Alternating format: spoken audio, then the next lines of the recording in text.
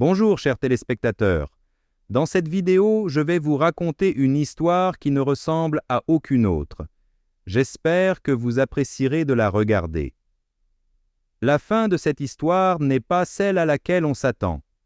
La poupée de Sarah. Dans un coin de la vieille chambre, Sarah était accroupie, serrant contre son cœur sa poupée usée. La poupée était un peu déchirée, ses yeux en verre ternis, mais c'était tout ce qui lui restait de son petit monde, un monde qui s'était écroulé du jour au lendemain. Il y a 1 an, tout était différent.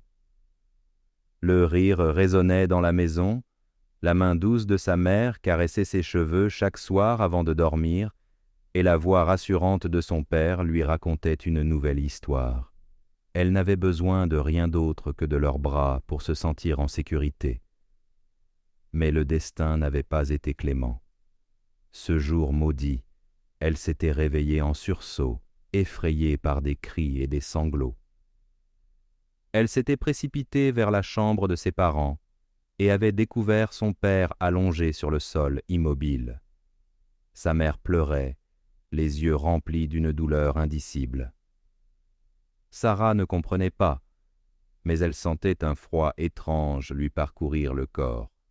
Peu après, des inconnus étaient venus, ils avaient emporté son père et il n'était jamais revenu. Depuis, la maison était silencieuse. Les rires avaient disparu, remplacés par un vide pesant. Sa mère ne parlait presque plus.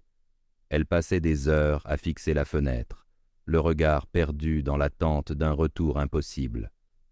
Et Sarah, qui ne comprenait toujours pas la signification de la mort, lui demandait chaque soir « Quand papa reviendra-t-il » Mais il n'y avait jamais de réponse, juste une larme qui roulait sur la joue fatiguée de sa mère. Les jours passèrent et la santé de sa mère se détériora. Elle était devenue pâle, fragile, comme si elle s'effaçait peu à peu avec l'absence de son mari. Puis, une nuit glaciale, Sarah s'était réveillée pour découvrir sa mère allongée, immobile sur le lit. Elle l'avait secouée, l'avait appelée, mais en vain. La pièce était froide, silencieuse, et le seul bruit était le souffle tremblant de Sarah, une plainte étouffée dans l'obscurité. Depuis cette nuit, Sarah était seule.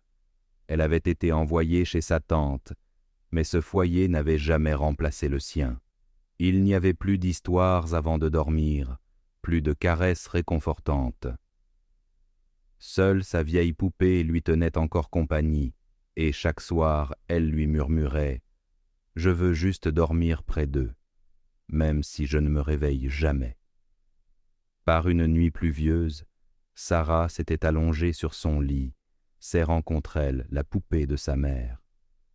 Les larmes coulaient silencieusement sur ses joues. Mais cette fois, personne n'était là pour les essuyer. Elle ferma doucement les yeux et s'endormit d'un sommeil profond dont elle ne se réveilla jamais. Le matin venu, sa tante entra dans la chambre et trouva Sarah allongée paisiblement, sa poupée pressée contre son cœur, avec un léger sourire sur le visage, comme si, enfin, elle avait retrouvé le chemin qui menait à ses parents. Si vous êtes arrivé ici, cela signifie que vous avez aimé l'histoire. Merci. Et si vous aimez ce type d'histoire, dites-le moi.